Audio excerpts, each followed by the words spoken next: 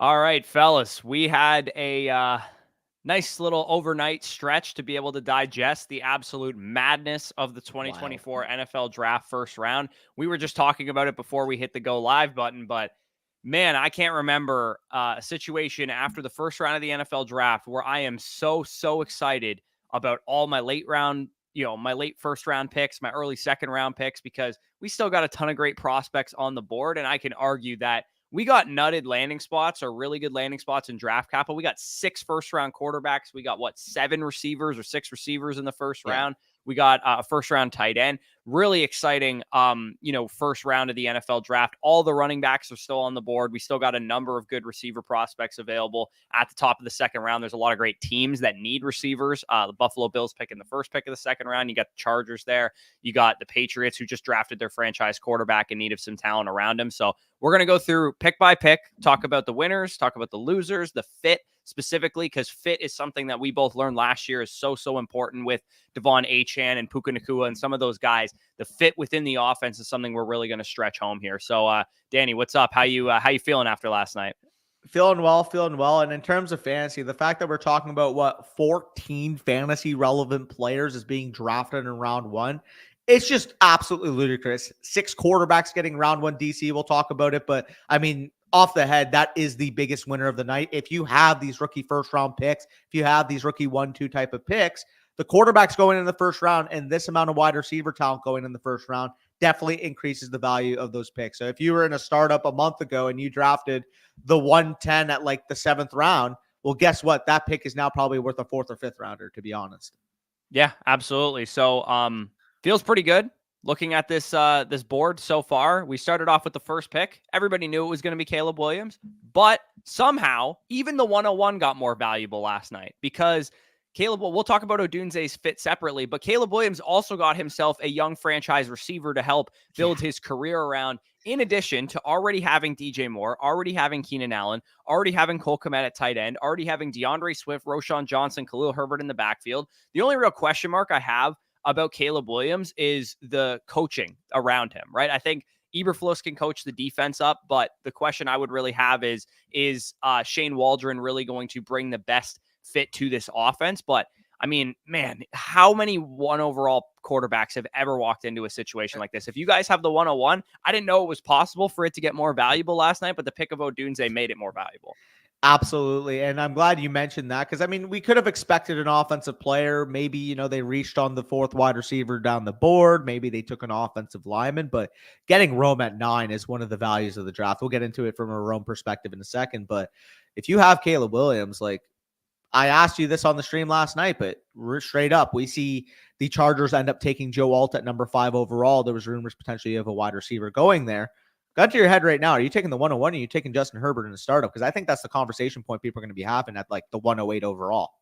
Yeah, it's hard to say like in a startup specifically when I like to be flexible. I like to get young players. It's hard not to take. I mean, Justin Herbert's still young, obviously, so I'm not saying he's old, but Caleb Williams is a super young quarterback walking into one of the better situations. He's also probably going to run more than Justin Herbert does at the NFL level too, and he has that supporting cast. You'd be hard pressed for me to press the button on Justin Herbert over Caleb Williams, and that is nothing to do with Justin Herbert. He's still a top 10 startup asset. It's more so that Caleb Williams, like, honestly, from a value standpoint, may have entered the tier of some of those Joe Burrow, Lamar Jackson type of quarterbacks where, yeah, those guys are going to give you better production in year 1, in year 2 of your dynasty startup league. But you're talking about a guy that still has elite production potential year 1 as a rookie and is 21 years old right now with a great supporting cast. Yeah, and you mentioned, maybe Shane Waldron's able to fuck it up. To be honest, even if he's just an average offense coordinator, it's hard to fuck up Caleb Williams, DJ Moore, Rome Odunze, Keenan Allen, Cole Kmet. Like, yeah, I don't love him as, the second weapon on your offense, but he's a solid starting tight end. He could be a goal line weapon for that offense. And if he's your 4th receiver on top of having DeAndre Swift out of the backfield and an offensive line that shows signs of life down this back after the last season, like, you have to be excited. If you're a Caleb Williams fan, if you're a USC fan, hell, if you're just a Bears fan, period, man, like this is how you support your young quarterback. Yeah. So let's move on to the second overall pick, which was Jaden Daniels, wide receiver, quarterback of the University of Louisiana State. We also have the Commanders. they're just so difficult to wrap my head around. I don't know about you, but I actually think this is sneakily the worst landing spot for any of the top quarterbacks. I mean, again, when you consider starting potential, probably not Michael Penix, but in terms of what's actually around him, because when I look at Jaden Daniels, I'm extremely nervous because the fantasy upside is obviously there just simply by the fact that of how much he runs the ball. But the supporting cast to me is a little bit overrated. Terry McLaurin is a great receiver, but I think he's more of like a solid number one than a dominant alpha like a top number one 15 wide to receiver. 20 guy, like a top 15 to 20 receiver rather than like a fringe top 10 guy that some people may think he is. Yeah, like from a fantasy perspective, like he's never really been anything more than like a wide receiver 3 in fantasy. So it's not like we're talking about a guy that has like elite production potential. Jahan Dotson, I loved coming out of Penn State, but he regressed big time last year. You lost Curtis Samuel. Your current starting tight end is Zach Ertz, who's like 35 years old and coming off of a knee injury. One of the worst offensive lines in the NFL last year, by the way. Even though Sam Howell took a lot of sacks and a lot of that was his own doing, they were 29th ranked by DVOA last year, 4th in adjusted sack rate, which takes away how your quarterback affects how many sacks your team is taking. I really worry about a young quarterback going to this situation, especially when you consider he struggled under pressure as a passer. He's not going to have a good offensive line. What he's going to have to do, honestly, is anytime he's under pressure, run. That's pretty much what's going to have to happen for Jaden Daniels, which, again, we'll love from a fantasy perspective, but is that going to hinder his ability to develop as a passer at the next level? And not to mention, I mean, his offensive coordinator, Cliff Kingsbury, caused Caleb Williams to regress this past year. Yeah, no, that is the issue. I will say, so there's rumblings apparently that they're very interested on a tackle at 36 or 40. They have 2 high second round picks. So who knows, man? Maybe after today, we're talking about, Jaden Daniels, the landing spot looks a little bit better. They added a tackle like Kingsley Suamataia at 36, and maybe they grab a receiver at 40 to change the complexion of this room. But as currently constructed, man, like I think I agree with you, to be honest. Terry McLaurin, fine wide receiver 1, but not like a CD Lamb, not like an AJ Brown, not like a Jamar Chase. He's more so, if he works out, probably a 1,200, 1,250 yard receiver. I don't think he has a 1,500 plus yard ceiling. Otherwise, we would have seen it by now. He's 28 years old. And in terms of Jahan Dotson, like I think he can become a wide receiver 2, but saying he's the default wide receiver 2 in your offense right now, I definitely would want another body added. I really do feel like Curtis Samuel played a big role for this team last year, and not many people are talking about that loss enough, in my opinion. Yeah, so again, I think it would have been stock down for whichever of these 2 quarterbacks went to the Washington Commanders. For now, stock down on Jaden Daniels. For me, he's firmly my 105 in Superflex drafts behind Drake May, Malik Neighbors, Marvin Harrison Jr., and Caleb Williams. Stock up for Terry McLaurin and Dotson because still this is the best quarterback they've ever played with in their careers, but not as much. I think it would have been better for them if Drake May had been the pick, obviously. Terry McLaurin would be in a better situation right now if it was Drake May, because not to mention the run game too. Austin Eckler is a guy who's going to command a lot of targets in the receiving game, and maybe not so much now with Jaden Daniels, because I believe when the first read's not there, his instinct will not be to stay in the pocket and go to his check down. His instinct will be to run the football. Yeah, 100%. That is a big piece of context too in terms of Austin Eckler. I agree with that. Really, I think we pretty much summed up Jaden Daniels. Obviously, if you want to take the risk, he's more of a guy that in best ball I'm going to take some swing on. In Dynasty, if you're willing to sell after year 1, possibly year 1.5, going into his second season, that would be about the selling window as well. But he's not the type of guy that I envision myself holding for 4 or 5 years, like a Drake May or like a Caleb Williams for me personally. He's more so a guy like Justin Fields in the past, like even, Anthony Richardson right now, where if I can get off to a safer option that I have more belief in long term, I would be willing to do so. However, I do think it's in the range of outcomes that he's a 2-3 turn type of value right now. Midway through his rookie season, he shows some rushing potential. He could be a 1-2 turn pick, and then you could sell for a profit, which is why he's still the 105 for me. Yeah, and again, like you said, they have picks today. They can add receivers, they can add tackles and that kind of thing. But as of right now, I am a little bit concerned with Jaden Daniels, especially the thing that I keep coming back to, because this was my take when Kenny Pickett was drafted by the Steelers. A quarterback who's bad under pressure as a passer makes me nervous when he goes to a team with a horrid offensive line, which is what happened here in Washington. And again, I don't think the scheme is going to do him any favors with Cliff Kingsbury there. So Number 3 overall pick was Drake May going to the New England Patriots. A lot of people are going to hate it. Yuck. It's the Patriots. I love it for being a Drake May guy if it means I'm getting Drake May at value. Let me make the bull case real quick for why New England is an underrated spot for Drake May. And again, I'm saying this without the foresight of who knows. Maybe they trade for a Brandon Ayuk with 34 plus. Maybe they trade for a Deebo Samuel. I'm under the basis right now. They don't trade for a receiver. Maybe they add one with the 34th overall pick, which regardless, I think at some point today, it's going to be through trade or it's going to be through the draft that another wide receiver body is added to this room. On top of that, I think Demario Douglas is a really underrated player. We saw it in stretches last year when he was healthy, being able to operate as his team's one. Guess what? If you get a true number 1 and Demario Douglas is your 2, I think that's more than capable. We've always been Kendrick Bourne fans on the outside, being able to stretch the field, give a big arm quarterback like Drake May that third level option. People are going to shit on the spot. Too. Exactly. Ramondre Stevenson and Gibson. Hunter Henry's a fine, possession Cole Kmet-ish kind of tight end that can be a third option for your offense if you do add a number 1. I mean, if the QB is the right guy, here's the important part. If he's the right guy, he'll raise all tides, right? Demario Douglas will look like a better player than he is. Kendrick Bourne will look like a better player than he is. Whatever, KJ Osborne will look like a better player than he is. Hunter Henry will look like a better player than he is. And we both believe that Drake May is the type of guy that can have a CJ Stroud to the Houston Texans type of impact on the talent around him, because nobody thought Nico Collins was this good. Nobody thought that Tank Dell was going to be this good. And CJ Stroud did that for that offense. 34th and 68th overall pick today. They have a chance to really add an Adonai Mitchell, a Ladd McConkey, a Troy Franklin, maybe even 2 receivers, or maybe some more offensive line help. Their coaching, to me, I believe will be pretty solid. I mean, I don't think they would have moved on from Bill Belichick if they didn't trust Gerard Mayo's ability to lead this football team. Unpopular take, but I think the Patriots are the better landing spot between Washington and New England. And they're again, at least hopefully, comparable. I would love if they trade for Ayuk tonight, but even if they just draft a receiver at 34 or at 68, I think I'll be quite happy with what we have to build around Drake May here. Yeah, no, I agree. I think they're at the minimum comparable spots because, I mean, I've made this apparent. You've made this apparent that we view Drake May closer to Caleb Williams than quarterback 3 is to him. So if a comparable landing spot between Washington and New England, in our opinion, exists, we're just going to take the straight up better eval.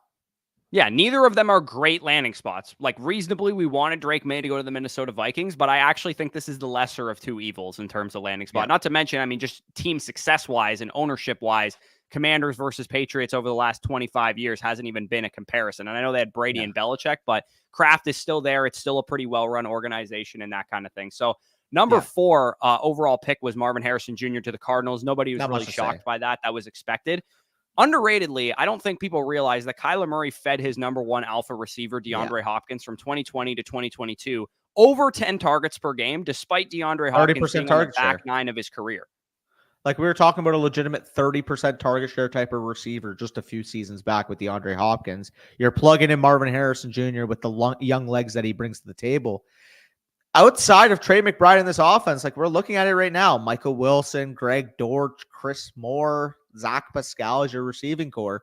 Who's to say Marvin Harrison Jr. can't go out there and have 140 plus targets as a rookie? And I understand people are going to be like, well, he's a rookie. It's tough to put, that type of expectation on a guy in his first year. But I mean, we've seen these elite rookies come onto the scene and dominate more frequently than we have in recent times, to be honest. Like, yeah, maybe that sentiment existed in 2017, 2018, but these guys are so ready to play right now in the pros in the 2020s that I wouldn't be surprised if Marvin Harrison Jr. past his rookie season is looked at like Jamar Chase was as a top 5 type of player in the league, to be honest.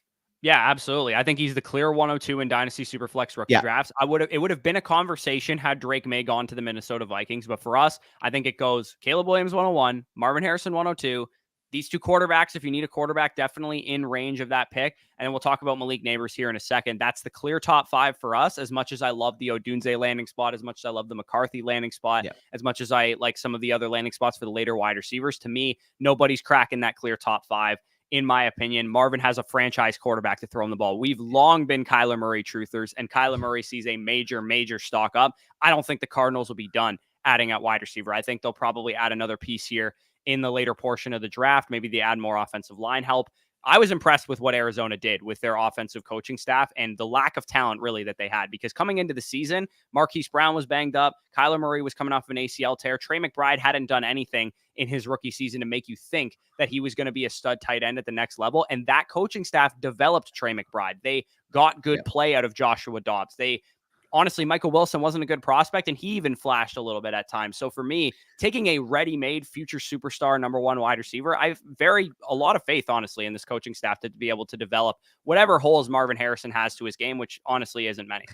Yeah, and sneakily, I mean, we've seen Kyler Murray, when healthy, operate a higher passing volume offense compared to some of the other dual threats in the league. Like, we're talking about a guy that has crossed, 575 pass attempt pace a few years in his career. We saw last year when he was healthy, 268 pass attempts in the 8 games he played, coming off of an ACL injury. So there's definitely volume to be had here. And if he can come out there, and I'm not going to say, he's going to have a 30% target share as a rookie. I think that's a little bit unreasonable. But if he can command 22+% of the team's targets, which given the status of this wide receiver core is definitely plausible.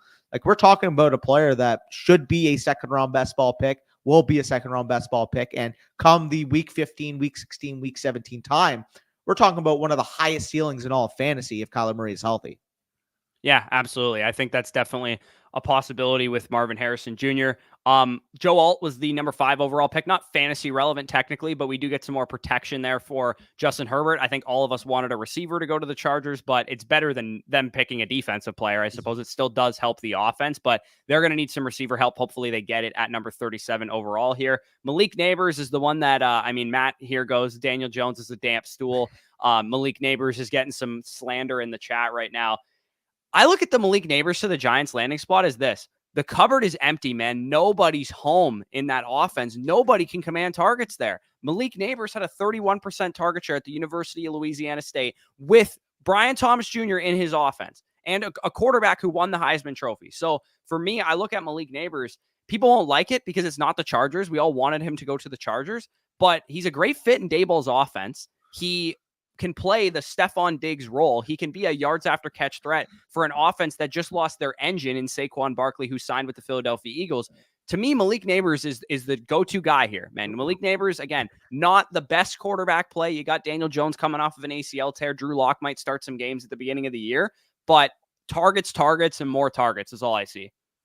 At the end of the day, yeah, I agree. Like, you can make the case, Daniel Jones coming off the ACL, not a long-term viable option. I understand. Who knows? Maybe they take Spencer Rattler today to be able to ensure themselves at quarterback, or they just, end up tanking for one next year. But regardless, like you said, what I look for is the volume of the situation. We already know Malik Neighbors is an elite prospect. He is quite literally a top 2 prospect in the FSC prospect model with a league winner tag. By the way, the only 2 other guys that aren't in this draft class, obviously Marvin Harrison is with Malik Neighbors this year, are Jamar Chase, or CeeDee Lamb, top 3 value guys on the market in terms of dynasty right now.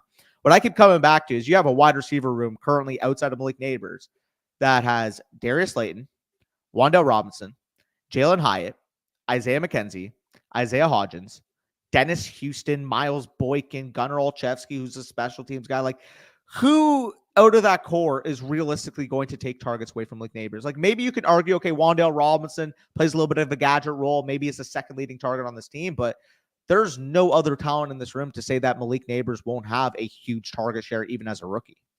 Yeah, not to mention, like, everybody wants to crap on Daniel Jones, and rightfully so. I don't think he's a good quarterback either. I think he's, like, at best a league average quarterback like we saw from him in 2022. But, like, who has this guy been throwing to in his career, man? Like, he's had no good receivers his entire career. Pretty good 2 years ago. Yeah, like, even 2 years ago. Who was his best receivers that year? Darius Slayton? And I guess, like, Darren Waller, the corpse of him whenever he played. No, he wasn't even there 2 years ago. He wasn't even on the team, right? No. Yeah. He had nobody that year, man. He had Isaiah Hodgins and Darius Slayton. Those were his best receivers that year. Yeah, that's wild. Dude, Malik Neighbors upgrades this offense in a major way. He punches everyone down a peg. Jalen Hyatt can just be a field stretcher. Wan'Dale Robinson can just be a slot guy. Darren Waller, if he's back, can just be a tertiary tight end option. Maybe they add a running back to go along with Devin Singletary. If you squint and Malik Neighbors is the stud that we think he can be, if he walks in and has a Jamar Chase level impact in terms of the prospect coming in, then he can elevate this entire offense, to be honest. So if people are going to overthink Malik Neighbors and take him 106 in rookie drafts, I don't think that's going to happen. I mean, if you're on the clock right now, let's say you have a really good quarterback core already. Are you going to take Malik Neighbors straight over Drake May? Again, we're going to hammer home, do your due diligence, sell the quarterback asset, try and trade down if you can. I think the gap has been closed between Neighbors and Odunze, but I personally would still take Neighbors. Easily. Yeah, I know. I would take Neighbors again. Like, although I really like Odunze, we'll get into him in a second, I still view Neighbors slightly as being ahead. Again, I can say that they're probably the same tier. Like, if you prefer Odunze, maybe you have the 101 and you also have like the 105, 106 in this draft. I think that's plausible, but realistically for me, Malik Neighbors was such a special prospect. And I mean, in terms of the analytics, in terms of the prospect model, literally the second best of all time, where I can't pass on him, man. Like, he's going to command volume right away. Like, if he's a 1,200 yard Odell Beckham Jr. type of rookie season, I'm going to be fucking pissed that I passed on him. Yeah, and I mean, Matt's saying like the Giants isn't a good landing spot. I disagree, dude. They're like, I think they weren't the best landing spot. The Chargers were obviously the best landing spot available, but he didn't go to the Colts, which I believe would have been worse. He didn't go to the Saints, which I think would have been worse. The Jets, you could make the argument in the long term might have been worse because Garrett Wilson's obviously there. Aaron Rodgers, a short-term asset. And the Titans, I think, would have been worse also because they have Calvin Ridley, they have DeAndre Hopkins, and Will Levis isn't a proven commodity yet. At least with New York, we have the Giants, nobody in the receiving core. He can command 140 targets his rookie season if he's indeed the prospect we think he can be. So Malik Neighbors, I will not have it. The slander in the chat just can't happen to me. I think everyone's overthinking an elite prospect. Just picture a rookie season Jamar Chase walking into the New York Giants offense. Again, he wouldn't have been as productive as he was with Cincinnati, but he was still a stud prospect, and he should be treated as such. So J.C. Latham was the 7th overall pick to the Tennessee Titans. They could have gone receiver. Rome Odunze was on the board there, but I like this for Will Levis, man. He needed protection more than receiving help. I agree, and at the end of the day, people were kind of ridiculing this pick. Like, oh, how do you take J.C. Latham this high, especially over a receiver? It's like, are we really going to go against the judgment of Bill Callahan, arguably one of the best probably a top 3 to 5 offensive line coach of all time? Like, are we going to go against his judgment when he says J.C. Latham is worth a top 10 pick? Like, he's the type of coach that can turn J.C. Latham into a perennial All-Pro if he hits his ceiling. So realistically, yeah, like from a fantasy perspective, would we have wanted a wide receiver like Rome here? Absolutely. We love the fun. We love the weaponry. But realistically, if you're a Will Levis dynasty manager, it's still a big winner having J.C. Latham work with Bill Callahan to be a stalwart on that offensive line for the next 10 to 15 years. Not to mention, there's still more rounds of the draft. I'm sure the Titans will add a receiver at some point.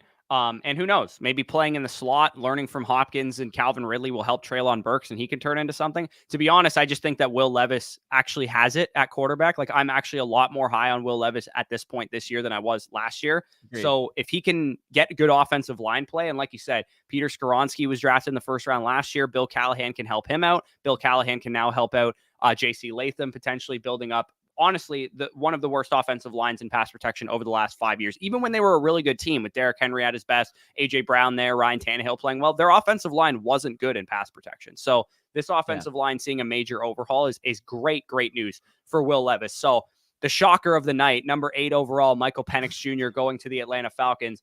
I don't think anybody expected this. I don't think anybody wanted this, including Atlanta Falcons fans who check on your including local Michael Atlanta Penix Falcons fans today. Including Michael Penix fans. Like, if you love Michael Penix, did you really want to land him behind Kirk Cousins for possibly the next 2 seasons?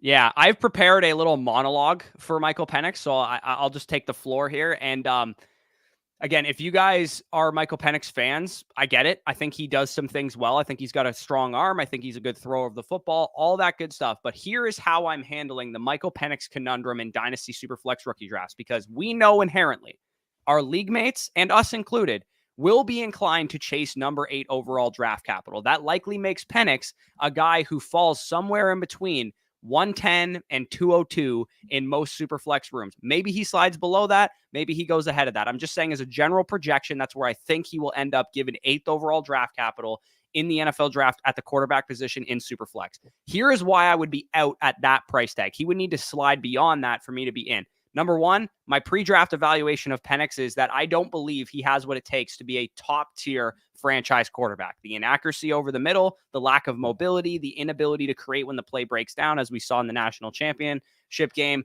injury history, has a limited ceiling at 24 years old. Those are the major reasons why I'm lower on the talent. Solid starter upside is present, but I don't imagine he's going to make me look stupid for saying that he's not a super high upside quarterback. I think if he hits, it's going to look like Geno Smith, Tua Tagovailoa, Kirk Cousins caliber quarterback, in my opinion. Number 2, Michael Penix is now destined destined to sit for at least one season, if not multiple seasons, behind Kirk Cousins, who signed basically a 2-year guaranteed contract. It was a 4-year deal, but 2 years of guaranteed money with the Atlanta Falcons. 1 to 2 years is a millennium in dynasty fantasy football players' minds. Remember how we just needed to be patient for the following prospects. Jordan Love, of course, he eventually hit, but we needed to be patient for him, and he lost a lot of value in the process. Jamison Williams, coming off of an ACL tear. Remember how we needed to be patient with him? Treylon Burks needed time to develop. He was raw. Quentin Johnston, just last year, needed time to develop. He was raw. Do you guys get my drift here? Michael Penix Jr., if we need to be patient on him, he is destined to lose value if he's not starting games for the Atlanta Falcons. We are not patient by nature, even if we understood that going in, that we needed to be patient. Number 3, most dynasty players recognize that draft capital is important for quarterbacks. Number 8 overall draft capital is great. We like that. In dynasty superflex leagues, especially if it's a 12-man, a 14-man league, a first-round pick quarterback will have value. And if you hold the 112 in your league and you don't want to draft Michael Penix, and I suggest you do not, you can get that value in a trade. You can trade down to 204. You can trade down to 202, whatever. Take the receiver that you want to take the running back pending their draft capital today that you want to take. Again, to summarize, I don't think that Michael Penix is a terrible projection, but his ceiling is not going to burn you if he does hit, in my opinion. He's destined to lose value after this year, given that he's going to sit behind Cousins. And I do believe most people will trust the draft capital to the point that you can sell that pick on the clock or just bypass him for other options. It depends what his cost is, right? Like if he's the 110, the 111, maybe I'm wary at that price. But if his market value ends up settling at like the 202, 203, I just think it's tough process not to take the top 10 selected quarterback at that point. And I get what you mean. Like the market's going to see, oh, you know what? Impatient. Like he's not starting away. I feel like the market's going to understand that coming in.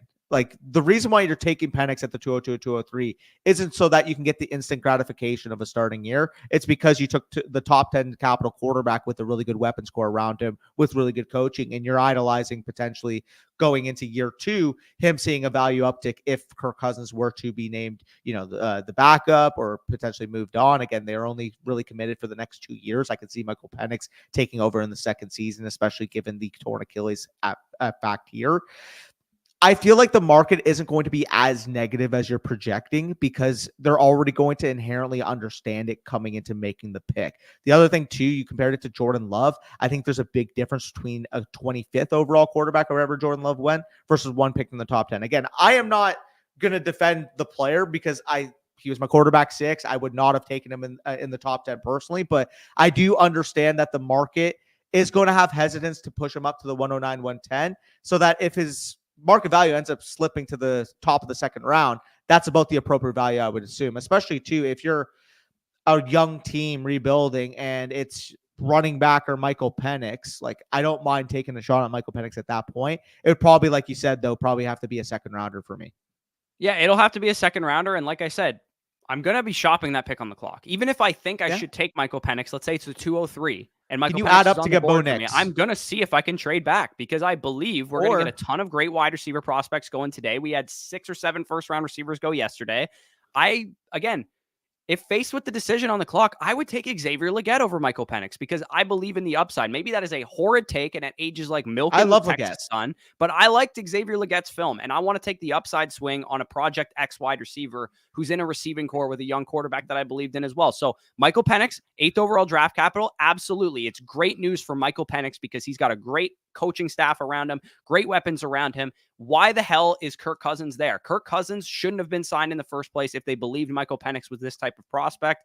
And Kirk Cousins is a good NFL quarterback, man. If he is healthy, he is going to hold off Michael Penix for 1, 2, maybe more, because Arthur Blank or whoever it was came out and said that they wouldn't mind sitting him for a couple of years, 4 or 5 years. I don't think that's going to happen, but still, Kirk Cousins, to me, is going to hold him off for a significant period of time, and that's going to cause his dynasty value to lose steam, even if we expected that coming in like we did with some of the prospects I named. The best way I would say to handle it, again, we are not Michael Penix believers, but there's going to be Michael Penix believers in your league. He's probably going to go, like I said, in the 110 to 203 range.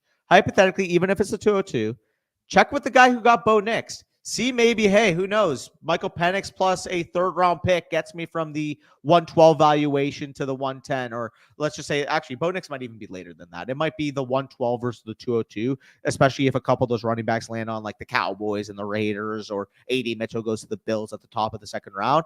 We're talking about changing between 1-2 turn picks. So I really do feel like it's attainable where do you want to get off the bed of Michael Penix because Kirk Cousins' presence there and transition to Bo Nix? Very good opportunity to start. Perfect fit in that Sean Payton offense. And not to mention, we had him graded higher straight up to Michael Penix. That would be the transition, or the pivot to if you want to use Michael Penix plus the 106 to move up to get Drake May, to move up to get, hypothetically, the guy at 102 needs a quarterback. It's like, I would do the 105 plus Michael Penix for Marvin Harrison Jr. If like those opportunities arise for you on the clock, be diligent, but understand that even if you are against Michael Penix himself, him going top 10, him going in the first round period is a big boost to the valuation of those 1-2 turn picks. So you have more liquidity to play with.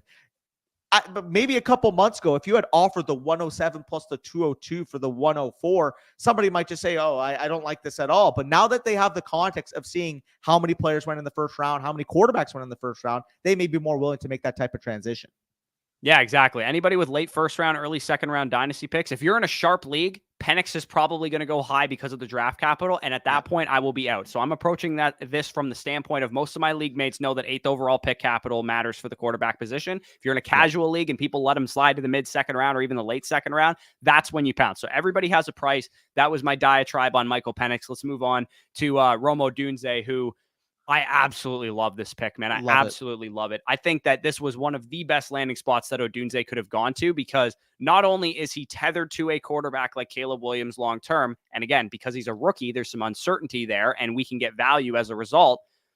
He gets to learn from Keenan Allen, man. Keenan Allen is exactly the type of receiver that Romo Dunze wants to turn into, only he's a better athlete than Keenan Allen, and he has even more upside than Keenan Allen. So if people overthink this because the immediate fantasy projection looks a lot like Jackson Smith and Jigba last year, where he goes to a situation where there's 2 established receivers already, maybe he doesn't lead this team in targets his rookie season, that's fine to me. But I look at it like this. Romo Dunze might already be the best receiver on this team. And that is no disrespect to DJ Moore and late season or late career Keenan Allen. They're good receivers still at this point in time. I just think that highly of Romo Dunze. I completely agree. And I put it in a chat earlier, but I would be more shocked if Roma Dunze was the wide receiver 3 on that team year 1 than I would be if he was the wide receiver 1. Because I do think talent-wise, he's got the opportunity to be the number 1 receiver on that team. And I understand from a volume projection standpoint, maybe if you're playing a redraft this year, you don't want to take a share of Roma Dunze because it is a muddy projection. I fully understand that. But the long-term, Keenan Allen short-term contract, you pair him next to DJ Moore with Caleb Williams. Like Caleb Williams is the type of quarterback that can handle 2 alpha number 1 wide receivers on that team, to be honest. And realistically, as much as I like DJ Moore, he's a very similar type of player to that of Terry McLaurin, where I think, he could be a top 15-ish type of receiver in the NFL, but Romo Dunze's got the upside to be a top 5 to 10 guy. And if this is your next Jamar Chase and T. Higgins, you're not going to be crying about it in 3 years. You're going to be ecstatic that you made this pick at 9th overall. Yeah, absolutely. I mean, there's not much else I have to say about Romo Dunze. If people want to say, okay, do we take him over Malik Neighbors? I'm not going to go quite that far. But the fact that you can get a receiver of this caliber at 106, 107, depending on the next guy that we're going to talk about and the quarterback need that some teams are going to have there, it speaks to the depth of this class, man. Like I'm going to keep saying it over all of these players. The next guy is your boy, J.J. McCarthy from the University of Michigan. He goes to the Minnesota Vikings, which was absolutely nutted in terms of his landing spot potential, because all of us wanted a great quarterback to go to the Minnesota Vikings, man. They have Justin Jefferson, the best receiver in the NFL. They have Jordan Addison, a top 5 to 10 number 2 receiver in the NFL. Kevin O'Connell, excellent coach, great offensive line with Christian Darrisaw, franchise left tackle to build around on the rest of the offensive line there. J.J. McCarthy went to his absolute nutted landing spot because now he gets to sit behind Sam Darnold for however long they want him to. Maybe it's only 2 games because McCarthy's that good in training camp. Maybe it's 7 games because they need him to come along slowly. Maybe it's the whole season because they don't believe he's ready to start right away and they don't want to affect his confidence. But to me, knowing what I knew about J.J. McCarthy and knowing that his job at Michigan was to make a play when they needed him to, and he now goes to a situation where when you get to make a play when you need to, you're throwing to Justin Jefferson, Jordan Addison, and TJ Hawkinson behind a good offensive line and a great quarterback-friendly scheme. If you were a JJ McCarthy doubter before, you might never know the answer to was he deserving of this pick or not, because he went to the absolute best landing spot he could have possibly gone to. Well, okay, let's play this or that for both quarterback and the wide receivers at hand here. JJ McCarthy, where are you ranking him around? Him or Will Levis? Straight up. In a startup? Startup. He will rank about equal for Will Levis for me, but I think I would probably take McCarthy. I would take McCarthy. This is the range I think you might disagree. Purdy to Tagovailoa. That's where I think his ADP settles. I agree. I think that's probably where he should be going as well. And it's nothing against those guys. I think they're solid high-end QB2, low-end QB1 I think I'm taking JJ. quarterbacks, but McCarthy has probably higher ceiling than both of them. I think I'm taking JJ, to be honest. Like realistically, like, and again, I would lump Dak into that as well. So now you're looking at, he's probably a fringe top 15, 16 quarterback in Dynasty right now. Yeah, we got a nice influx of quarterback talent in the Dynasty pool, man. The middle class of Dynasty quarterbacks was pretty barren last year when you think about the fact that like Daniel Jones was QB 15 in Dynasty this time last year. And you look at now, I mean, there's tons of young players with upside, man. You got Will Levis, you got Bryce Young, you have JJ McCarthy, you have even bounce back older candidates like a Sean Watson in that range. You have all these other first round quarterbacks, Bo Nix, Michael Penix, and those type of guys. The second tier, or not the second tier, but the second wave of quarterbacks 13 through 25 or whatever, is much better now than it was last year in terms of these projections. Obviously, not every one of them is going to hit. That's just the law of averages amongst the NFL, but you have pretty good projections in that range to take that bet that they are going to hit. The other one I'm going to ask you now, because we pretty much figured out where JJ McCarthy will land. Now we'll talk about the wide receivers. I'm assuming you're taking Jordan Addison over like DK, Rice. Like we haven't gotten to McConkey, Mitchell yet, so I'll go into the next guys. George Pickens, JSN. Like you're easily taking Addison over those guys. Yeah, I mean, Xavier Worthy, actually, we'll talk about him in a second, but he's going to probably end up in the same range for me, to be honest. Same with even Thomas Jr. as well. So yeah, I think Addison belongs near that like Tank Dell, Rashee Rice area, but probably towards the top of it, because I think McCarthy. I would take him over Dell, I think. I would take him over Dell. Yeah, I mean, that's hard, man, because you got an established stud quarterback already. But I believe more Addison coming out. You know what I mean? Like it's hard. Yeah, no, I agree, actually, to be honest. That is tough.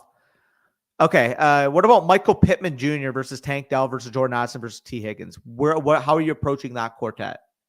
In a startup, I'd be hard-pressed unless I was already going competitive to take those older receivers over those guys. But they're not old, right? Pittman and T. Higgins, they're young enough that you could still build around them. It would just depend on my team to that point in the startup. If I'm building a competitive team, I would prefer Pittman and Higgins. If I'm building a rebuilding team, I would prefer Addison and Dell. So Jordan Addison, basically from a projection standpoint, probably goes from a high-end wide receiver 3 in Dynasty to a mid to back-end wide receiver 2, which I think I would agree that's about the rise I would see as well. Probably goes from like the wide receiver 27, 28 to like the wide receiver 21, 22. Yeah, and if people were worried about Jefferson, they shouldn't be now, because he's got a quarterback, and TJ Hawkinson, ask you that next. People were worried about him. I think he sees a little bit of a stock up. I was going to ask you that next. So we know the top 3 in Dynasty of Lamb, Chase, Jefferson. Is Jefferson your 3 with McCarthy, or with the certainty that it's McCarthy rather than Penix or Nix?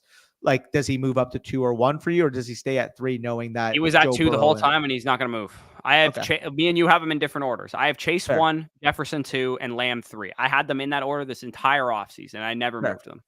Fair. And some of that has to do with the uncertainty with Dak? I mean, a little bit, but also too, like, I feel with Chase, I feel very confident with the Burrow certainty. Obviously, I think that Chase is going to sign a bag pretty soon here in the next couple of years. I think Jefferson is just a better real life receiver than Lamb. That's really the difference. He's the best between those one. 2 guys. It's difficult. I mean, you're picking between.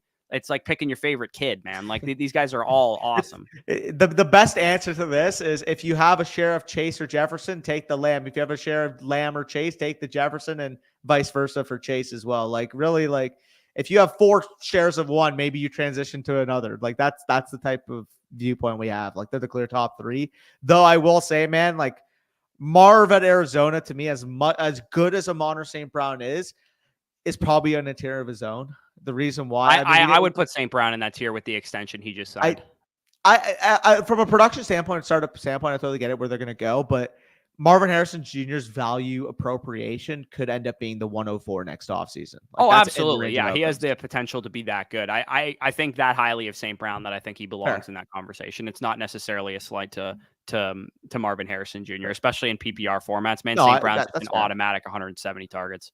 That's definitely fair. And I mean, we went on a little tangent. We were talking about the Vikings, but that just goes to show you JJ McCarthy at 10, also being able to do something later in the draft we'll get into. The Vikings left with a clear A+. Olu Fashanu does go to the Jets at 11. People were debating, is this going to be Brock Bowers? Is this going to be a receiver? Are they going to trade up for like Roma Dunze? They stick and pick arguably the tackle with one of the highest ceilings in this draft, in my opinion, to be honest. Like, this is a player in Olu Fashanu, had he committed to the draft last year, probably would have been a top 5 to 8 pick. So getting him here at 11, Tyron Smith, obviously a great tackle, but has had his fair share of injury concerns. Same thing with Morgan Moses. Elijah Vera Tucker coming off of a torn Achilles or torn ACL, I believe, last season. So getting another like very, very talented body that can play tackle in the long term, but also give you some flexibility to play inside right away, man. Like, it's just the sharp pick. We wanted the toy of Brock Bowers. We wanted to give Rodgers another weapon, but from building your team, you have to eat your meat and potatoes before you eat your dessert. Yeah, absolutely. I think Fashanu can compete right away to start at right tackle over Morgan Moses. I don't think Morgan Moses is particularly an elite player at this point in his career, especially when you factor in that he was playing with Baltimore last year, and Baltimore elevates players.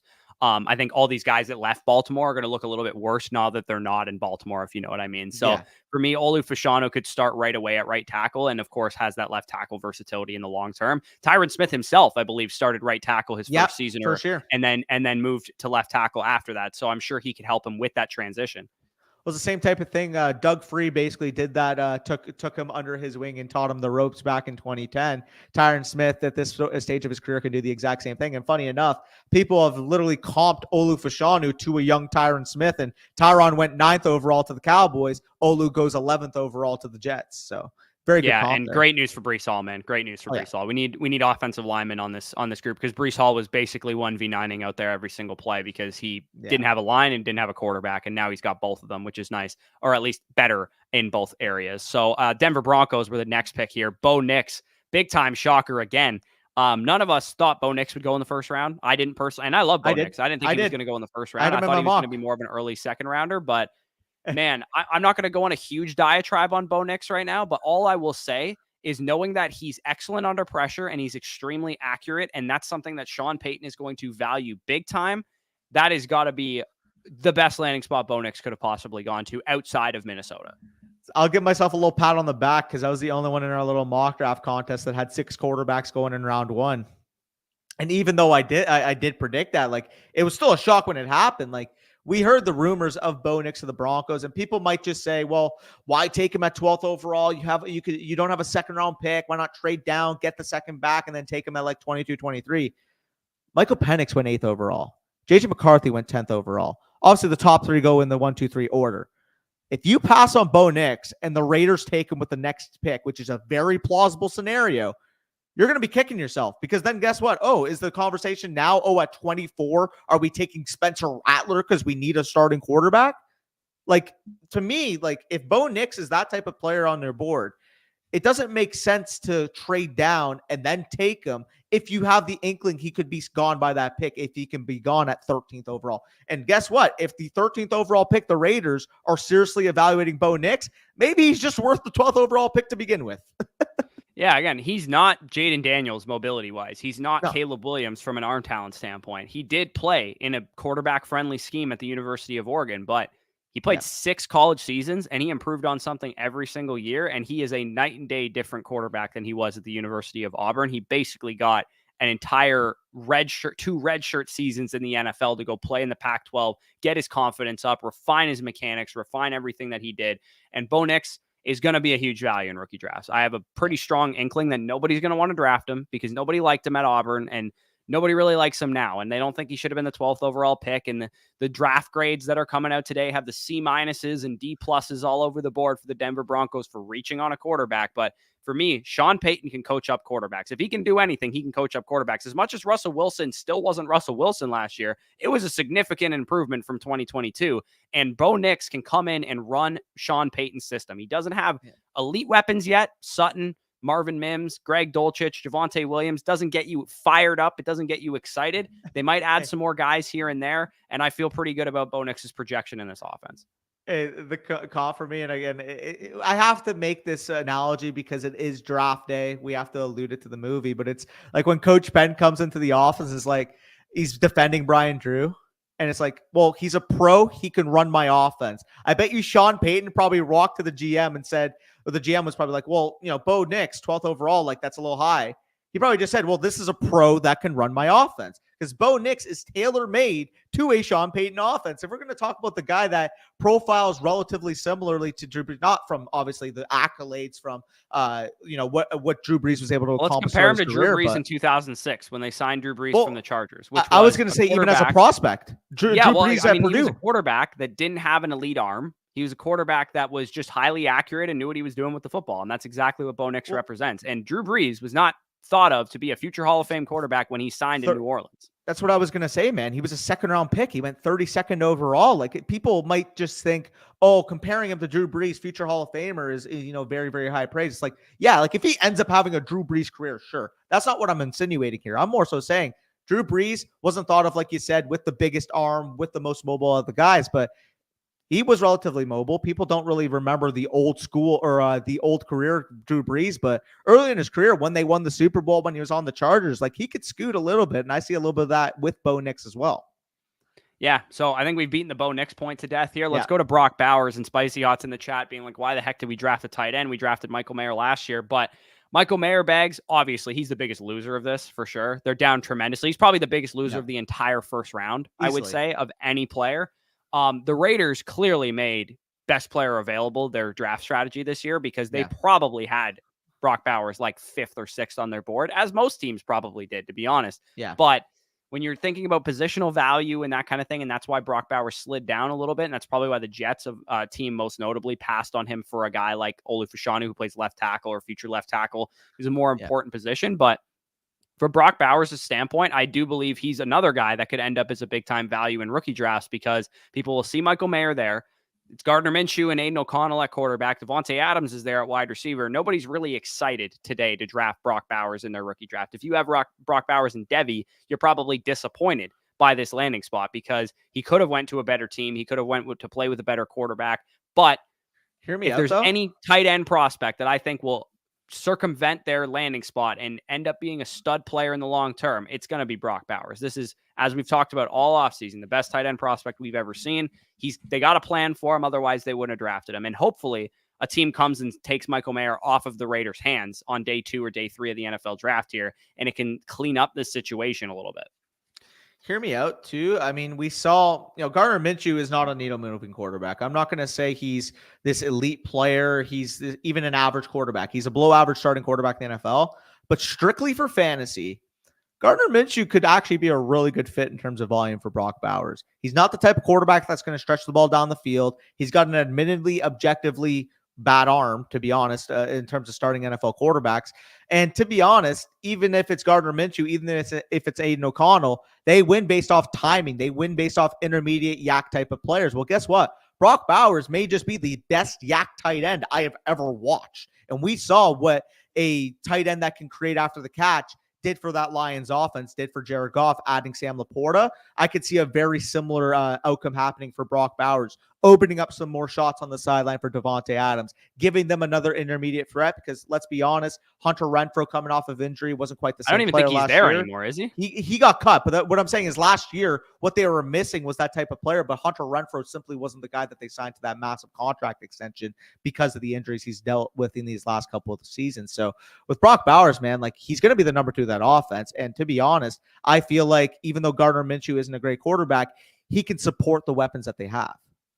Yeah, I think, again, Dave says, theoretically, I do get the fit. I mean, maybe he's talking about Knicks, but even with Bowers, too, like, I get the fit. We'll talk about Brock Bowers in relation to some of these nutted wide receiver landing spots here in a second, because admittedly, I'm going to take Xavier Worthy over Brock Bowers, but he is going to be the only guy that I move ahead of Brock Bowers that I didn't have ahead of him pre-draft. Maybe you'll do Brian Thomas and not Worthy because you were higher on Thomas. I'm not exactly sure. But I mean, the lowest that Brock Bowers needs to go in rookie drafts at this point, especially in any kind of tight end premium format, is like 107 to 110. I think if he's available at that point in time, he's probably a very good value just given the prospect that he was. But I will understand in some leagues if he's fallen to 108 or 109, just given how nutted these wide receiver landing spots were. Yeah, no, I think you made a good case there. Next one, Talisa Fuaga. They were like minus 400 taking offensive lineman. Needed one. Obviously, it really impacts this offense. Like you said, Ryan Ramczyk dealing with some, I believe it's neck or back issues this offseason. Trevor Penning has never shown starting caliber play in the NFL. So you need to assure yourself. And Talisa Fuaga's got a very high ceiling. So mid first round makes a lot of sense. This was a big shock because the Colts rumored to potentially trade for Brandon Ayuk, to potentially trade up for a wide receiver. They stick and pick, and like I mentioned earlier, you can't eat your desserts without eating your meat and potatoes first.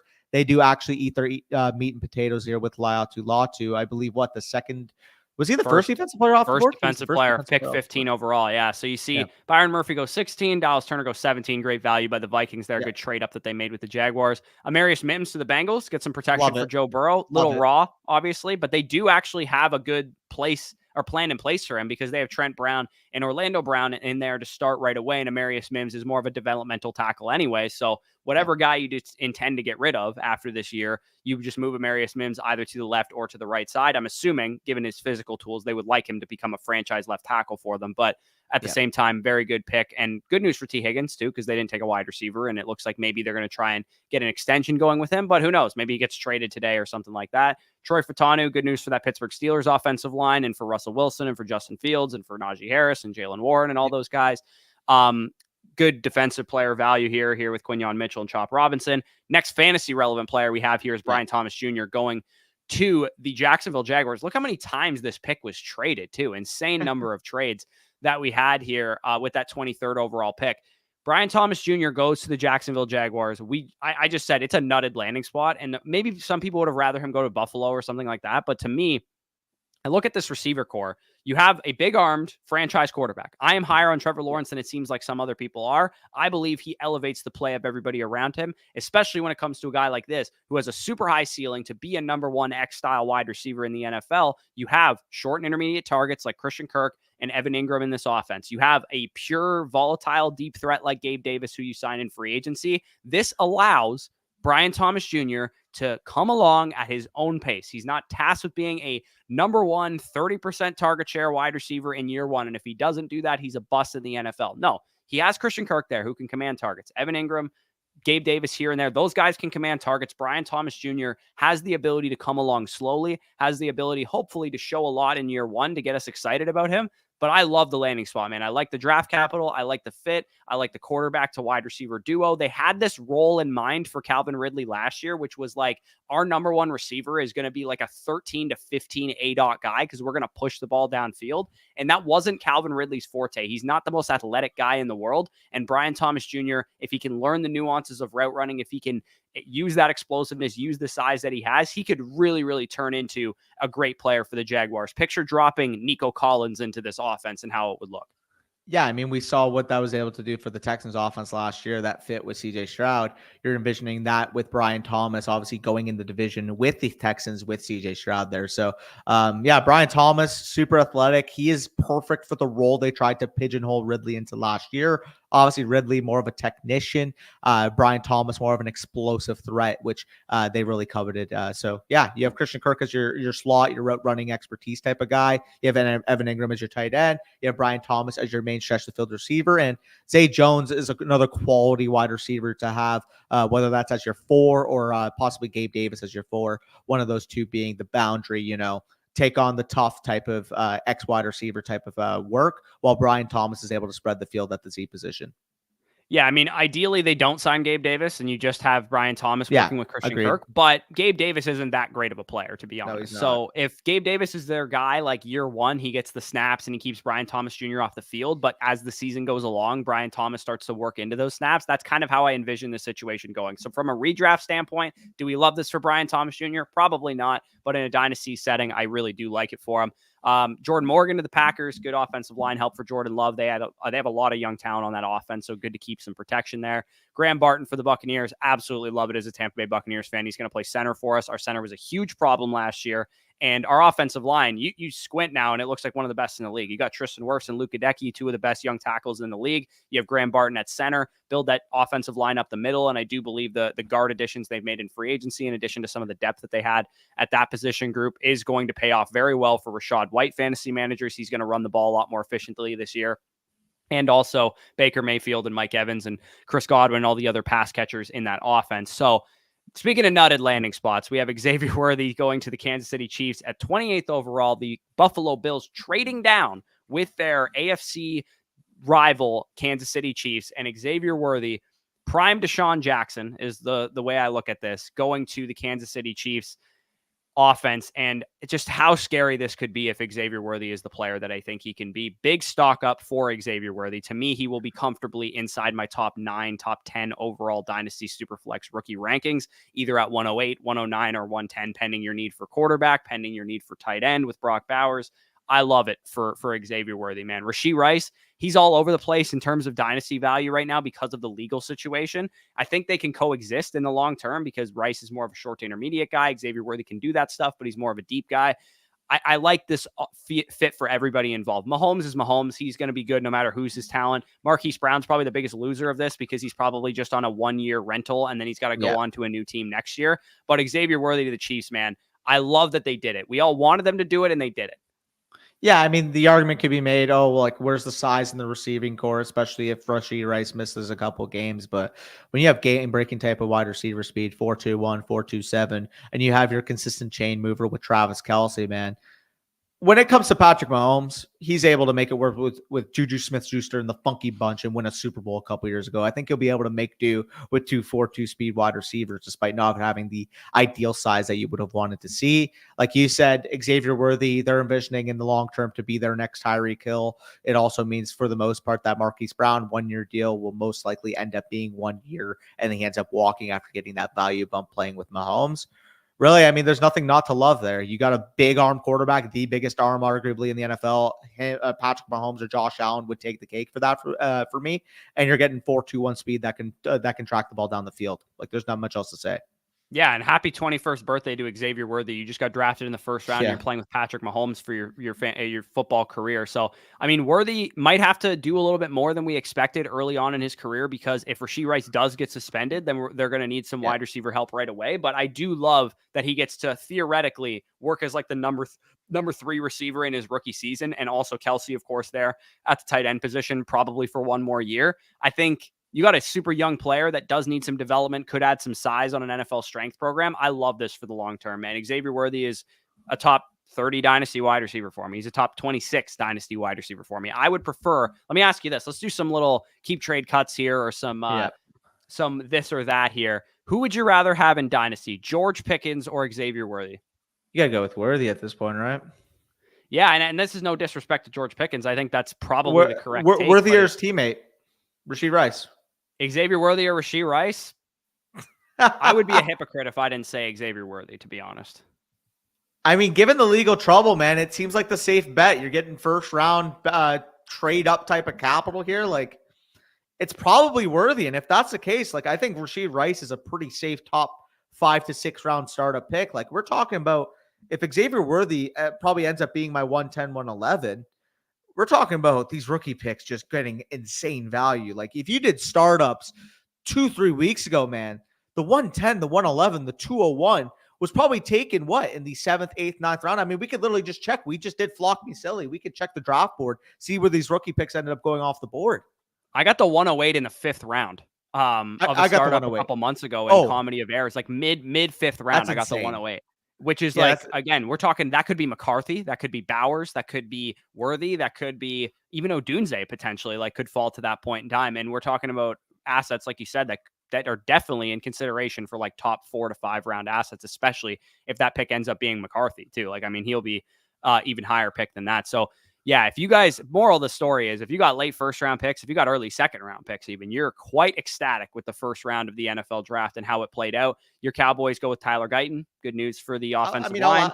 There is some fantasy implications here. So obviously they get their left tackle. They're probably going to take one regardless. But the fantasy implications here are that they traded down to do this. They traded down from 24 to 29. They ended up picking a high third round pick. Detroit ended up trading away the 73rd overall pick to make that 5-pick jump. And if you're the Cowboys, you were going to take Tyler Guyton anyways, maybe at 24. You net now a high third round pick after burning your 4th on Trey Lance last year. It makes it possible now where we've already pretty much pigeonholed a running back at 56, Brooks or Benson being the ideal 2 guys. But with the 73rd pick, could they add a Javon Baker? Could they add an X receiver to play that Michael Gallup role? I really think 73 or even 56, pending if Brooks or Benson don't make it, is in play for the Cowboys to take another big body type of wide receiver to play the Michael Gallup role. Yeah, no, obviously Guyton on the offensive line just helps the offense in general. So you lose Tyron Smith, you kind of needed to replace him there. The other big surprises, I would say, of the first round is Ricky Pearsall and Xavier Legette. I mean, Ricky Pearsall going first round is not something that was on my bingo card. I can see it because I think the route running chops are definitely pro level. But the 49ers being the team to pull the trigger on Ricky Pearsall is definitely interesting. So many mouths to feed right now in San Francisco, right? Ayuk, Debo, Kittle, McCaffrey. Are all of those guys on the roster by Saturday night? I don't know. Maybe they'll trade Ayuk. Maybe they'll trade Debo. Maybe, I don't think they would trade Kittle or McCaffrey, but Debo and Ayuk are the guys that have been talked about as potentially on the move. And knowing that they just drafted a first-round wide receiver makes me think that one of those guys could be moved very early on tonight. Maybe with one of these picks here, you got the Buffalo Bills at 33, you got the New England Patriots at 34, Washington Commanders at 36, Los Angeles Chargers at 37, Tennessee Titans at 38. Like, all these teams realistically could add a wide receiver if that is the going rate for one of these Debo or Brandon Ayuk caliber guys. So, I mean, for me, if I was the Buffalo Bills, I'd be sending 33 in a heartbeat if that's all it costs for Brandon Ayuk, knowing that they did add a wide receiver at 31. They're probably more inclined to move Ayuk at this point in time. Yeah, in terms of Ricky Pearsall himself, this is a player that I warmed up to down the cycle. I thought if a team took him in the fringe top 50 level, I would be, in on him as a mid to late second round type of pick. But him getting 31st overall capital to, assuming they move one of those receivers, whether it's Debo or Ayuk, arguably the prime landing spot there with San Francisco. And specifically with Pearsall, man, like his skill set fits so smoothly with what Kyle Shanahan wants to do. On top of that, it may be more likely that they trade Debo because the fun nugget here is that Ricky Pearsall played with Brandon Ayuk back at Arizona State. Yeah, he did. Yeah, that's true. I forgot about that. So yeah, Ricky Pearsall and Ayuk have been teammates in the past, and Ricky Pearsall too. He's not Debo. Nobody is Debo, but at least he's more of that gadgety style receiver if you wanted to use that gadget role, just not the same yak and tackle breaking ability that Debo brings to the table. Yeah. Ricky Pearsall could maybe fill that role because he can't play X receiver like what Brandon Ayuk plays, in my opinion. So if you sell Brandon Ayuk, then you don't really have an X receiver anymore. And Brock Purdy in this offense becomes very horizontal, where McCaffrey and Pearsall and Debo and Kittle would be kind of like the way that your offense runs. So for me, if they are going to move a receiver, it actually would make sense to be Debo because he's a little bit older. He's dealt with injuries. You probably have to back up a Brinks truck on Brandon Ayuk, which sucks, but I believe he's worth it. So for me, I actually, we'll see how this plays out. Because the other thing is too, like, what if they don't get rid of any of these guys? What if they let Brandon Ayuk play out his time on the franchise tag or whatever they did with him 5th-year option this year, and they just run into the season with all 3 of these guys, and then come next year is when they trade Ayuk or is when they trade Debo Samuel? Ricky Pearsall or Cooper Kupp in a Dynasty Superflex startup right now? I can't answer that question without knowing what my team looks like. Okay. Ask me another young receiver. Yeah, so it's Christian Watson. I would personally prefer Christian Watson because as much as I like the landing spot for Ricky Pearsall here, Ricky Pearsall ranks as the single worst first-round receiver prospect in the history of the FSE prospect model going back to 2016. He is labeled as, quote, a landmine, and the types of prospects that we saw in the landmine tier are Henry Ruggs, Jalen Reagor, Jamison Williams. Will Fuller and Calvin Ridley, I guess, are the hits from that tier, but it's not a good list to be a part of. And the next guy's also a part of this list as well, but Ricky Pearsall actually ranks 4% lower than anybody else on this list. He had a 60% around that grade in the FSC prospect model, which of course we'll talk about in the wide receivers to target and avoid video that'll probably come out, next week or something, or maybe even later this week. It's tough to get behind Pearsall's projection when he is purely film. If you like Ricky Pearsall, it's his film. Yeah. Josh Downs or Ricky Pearsall? I would take Downs because I prefer Downs even to Watson. But that could change it. If the Colts were to add a receiver, that could change. I would take Pearsall, because of that possibility the Colts could add a receiver. And B, if they're both going to be low passing volume offenses, I trust Shanahan and Purdy more than I do Steichen and A-Rich. Yeah, that's fair. I think Pearsall will come in as a solid top 45 dynasty receiver, probably for me. Because like you got to imagine too, like what if He's Mitchell's 45 right soon, now, and yeah, Franklin's going to go potentially here soon. Like he's still probably going to rank outside of my top like 7-8 dynasty wide receiver rookies from this class, right? Like once these guys end up going, even though like Pearsall 31st overall draft cap, like if Mitchell goes 33, there's absolutely no difference in my mind between draft capital. No, I agree. The thing I will say is it's obviously a big winner for Pearsall regardless. He goes from a guy that was probably a fringe top 60 type of projection, assuming he went, 50th overall, to now with the 31st overall draft capital and with the landing spot of San Francisco. Like, I think he's probably like, I would rather him probably than Marquise Brown, knowing the long-term security there isn't there with the Chiefs. Yeah. We mentioned Josh Downs. I would take him over Deontay Johnson potentially is like the type of guy that you would be talking about there too. Chris Godwin, Terry McLaurin. Like I would take Pearsall over those guys if I'm going to start up right now. Yeah, I mean, it really depends what you're looking for. Like if you're in a start 11, like deep flexes, full PPR league, like maybe you want the production of those other guys. But yeah, Pearsall definitely an interesting guy that gains some value. I think another big winner is if you guys have mid-second round picks and you're like, what am I going to be looking at the 206, at the 207? It's like, there's a chance you might get a fringe first round caliber prospect with the way that the draft has gone so far. I feel really good. I traded Bryce Young away 2 weeks ago for the 112 and the 204. That's aged so well for you, man. It has aged very well for me. At the time, I was like, you know what? This is probably Bryce Young's market value. I have a lot of shares of Bryce Young. And even though he just got, and we'll talk about Xavier Legette here in a second, he just got a first round receiver. I mean, at 112, I might be able to re-roll Bryce Young into Bo Nix. And at 204, I might be able to take a guy like Xavier Legette or take a guy like even Ricky Pearsall or some of the receivers that could go today. And I just pocketed a similar quarterback projection and a young wide receiver that I could build around for a guy that had a bad rookie season, admittedly. Yeah, no, I agree. And I mean, we can get into the final pick of the first round. The Panthers trading up for 33 to 32 to secure Xavier Legette, whether that's for him potentially getting that fifth-year option, though. I don't understand. A lot of people are making that connection. I don't understand it for me personally, because if Legette is the receiver that you envision as a first-round player, he probably doesn't even make it to the fifth-year option because he's probably going to get extended after year 4 or even year 3. So I don't understand the value of like trading up for the fifth-year option. The only way I could see this possibly being the case is maybe they're worried that the Bills were entertaining offers and a team would jump them for Legette, knowing that they were going to add a wide receiver. The Bills themselves would take Legette at 32, potentially. I mean, the thing I will say, if the Bills were going to take Legette at 32, I doubt they make the trade, is kind of how I view it. Like, if you wanted Legette, you would have just taken Legette. But regardless, so I think he's a perfect fit. Dave Canales actually went on record to say the things that he does well in terms of flats, screens, crossing routes, deep posts, that's what we want out of our wide receivers. And those are the runs or the routes that Xavier Legette runs well. He basically said, like, although he's not a finished product, like, I don't think he can step out there and be one of the best receivers in the game. It's our job as coaches to get him up to that full speed. And knowing that he can run the routes that we will task him with running is going to make that transition even easier. Again, like, he worded it a little bit differently, but that was basically the gist of him talking about Xavier Legette's fit in the offense. And the thing he kept coming back to are like the tangible traits here. He can run what we want him to run. He's also 6'1", 220 pounds with 4.39 speed. Yeah, like, did the Carolina Panthers do exactly what we wanted them to do? In theory, yes. They got Deontay Johnson, Xavier Legette to add to this receiving core. They got 2 interior offensive linemen signed in free agency. They have their tackles are pretty decent, of course, assuming Ike Ekwonu can, produce a little bit better. Their running back core is still just Chuba Hubbard and Miles Sanders. Maybe they add another guy. Again, it didn't look like how we wanted them to do it. You know what it actually kind of reminds me of a little bit?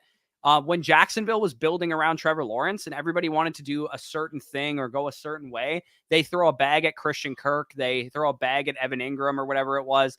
And then, they drafted offensive line help and stuff. We're like, but they are still building around their young quarterback. It's not the guys that you would have picked or the guys that you would have signed or whatever. So Xavier Legette, Deontay Johnson, Jonathan Mingo / Adam Thielen, it's better than Bryce Young was dealing with last year. That is the bottom line, point blank period statement that we have to come back to here with Bryce Young. So to me, it's stock up on Bryce Young.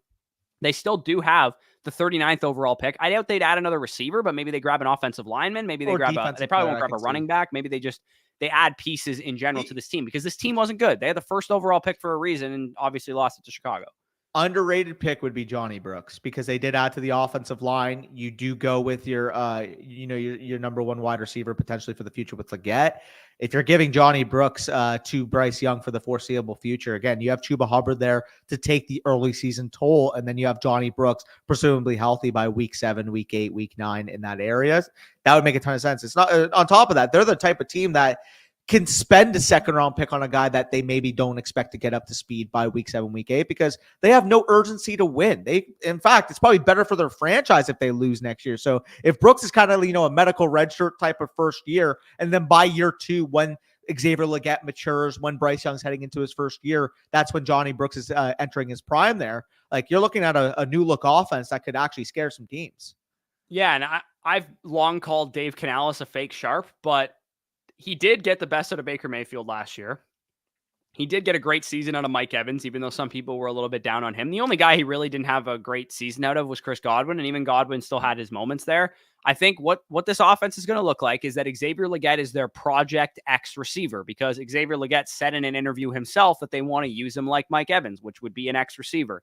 Deontay Johnson plays Z/slot. Jonathan Mingo maybe plays big slot. Adam Thielen works in. He's a good veteran presence to have in the locker room. He helps out your young quarterback learn the ropes of the NFL. He helps out your young receivers learn the ropes of the NFL. So to me, again, you can squint and think that this situation is much better than it was last year, especially with those two interior offensive linemen that they signed in free agency to big time deal for a short quarterback to be good up the middle.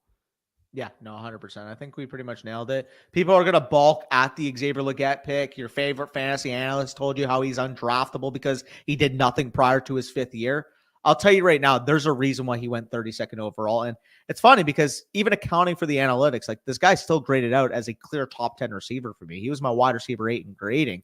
And we're typically more analytically focused than a lot of these NFL teams will be. So when you're talking about the Carolina Panthers, like, yeah, is it a shock to see first round Xavier Leggett capital? Absolutely. But he was a guy that I thought would have been a great top 50 pick. So if you're really high on him, like, what's the difference between 32 versus 50 overall? Go get Bryce Young a weapon.